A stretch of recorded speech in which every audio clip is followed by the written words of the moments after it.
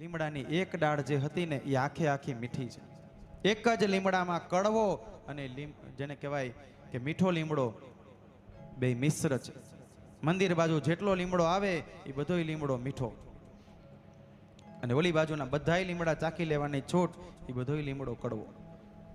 આજ રાણીમાં રૂડીમાં એ રાજકોટને વરદાન આપ્યું ત્યારે રાજકોટ આટલું પ્રગતિમય બન્યું. રાજકોટ માટે ઐતિહાસિક સ્થળ કહી શકાય એવી જગ્યા છે.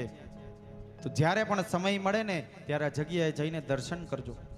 અને એમાંય જો તમારે રાણીમાં રૂડીમાંના ઠાકોરનો જો આશીર્વાદ લેવો હોય ને, તો અહીંયા જેટલા બેઠા ને બધાને એક જ વસ્તુ કહીશ કે જ્યારે સમય મળે ને ત્યારે ઠાકોરને ખાલી માત્ર એક જ વસ્તુ જોઈ, 250 ગ્રામ સાકર અને એક શ્રીફળ એ ઠાકોરના ચરણે મૂકી અને પ્રાર્થના કરજો.